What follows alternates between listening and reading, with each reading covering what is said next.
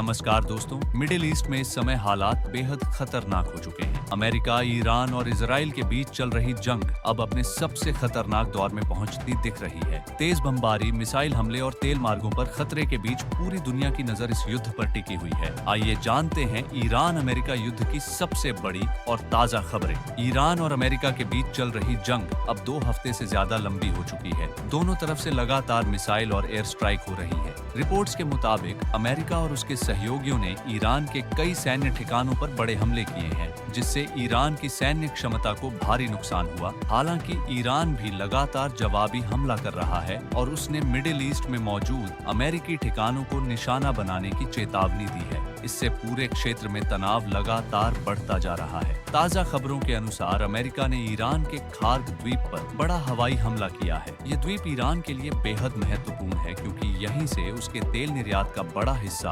दुनिया भर में जाता। अमेरिकी राष्ट्रपति डोनाल्ड ट्रंप ने दावा किया है कि इस हमले में ईरान के कई सैन्य ठिकाने पूरी तरह नष्ट कर दिए गए। इसके साथ ही अमेरिका ने लगभग 2500 मरीन सैनिक और युद्धपोत भी मिडिल ईस्ट की ओर भेज दिए हैं, जिससे साफ है कि आने वाले दिनों में युद्ध और तेज हो सकता है। दूसरी तरफ ईरान भी पीछे हटने के मूड में नहीं है। रिपोर्ट्स के अनुसार ईरान ने खाड़ी क्षेत्र में कई सैन्य ठिकानों और एयरबेस पर मिसाइल हमले किए हैं। कुछ रिपोर्टों में कहा गया कि सऊदी अरब के एक एयरबेस पर मौजूद अमेरिकी विमानों को भी निशाना बनाया गया। ईरान के नए सुप्रीम लीडर मोज्तबा खामेनेई ने साफ कहा है कि अगर अमेरिका ने मिडिल ईस्ट में अपने सैन्य अड्डे बंद नहीं किए तो उन पर हमले जारी रहेंगे। इस बयान ने पूरे क्षेत्र में तनाव और बढ़ा दिया है।